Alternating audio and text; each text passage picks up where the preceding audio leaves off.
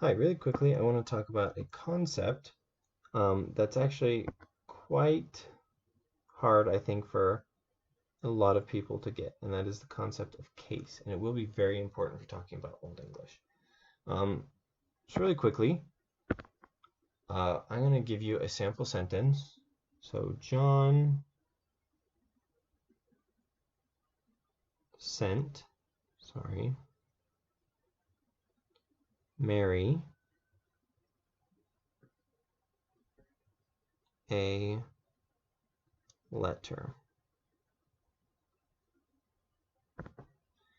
Um, so let's break this down. We have three nouns here.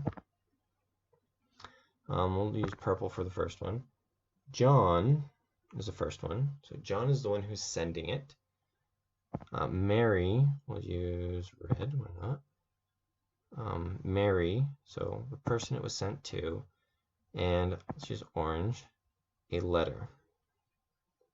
So John sent Mary a letter. These are three different sort of usages of nouns. And we know it's John who was sending the letter. We know it was John who was sending the letter because he comes before the verb. Mary is the one it was sent to because she comes right after the verb. And the letter is the thing sent because it comes after Mary. If we just said John sent a letter, we would assume that he didn't send something to a letter. We would assume that the letter was the thing sent because we know what a letter is. Old English and a lot of other Indo-European languages have a way of dealing with this that's different. We don't use word order so much in Old English. We use endings. So John would have an ending on that word that told you he was the one sending. Mary would have an ending that told you she was the one it was being sent to. And the letter would have an ending telling you that was the thing sent.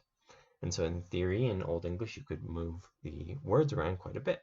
In practice, this didn't happen so much in prose.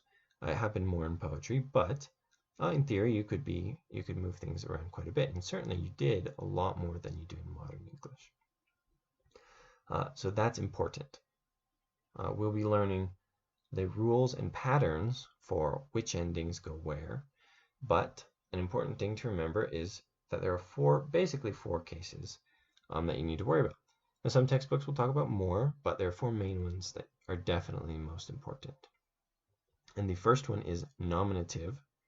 That would be the one John's here, the person doing the action of the verb. The second one is genitive. We don't have one of those here.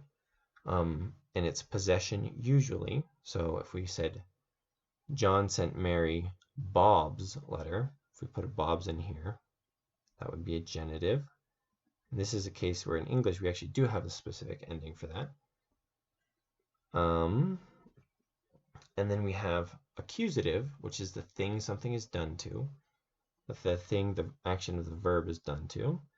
And in this case, that is the letter. And then we have dative, which is the person to or for whom something is done. So in this case, Mary. So remember, the doer of the verb, the possessor of an object, the thing the verb is done to, and the thing that the verb is done for. So that's nominative, genitive, accusative, and dative. And so we'll go over in the next few videos how those cases are formed, so what the endings will look like. And then after that, and as we progress through these videos, we're also going to go over more uses and a little bit more complexity and nuance for those cases.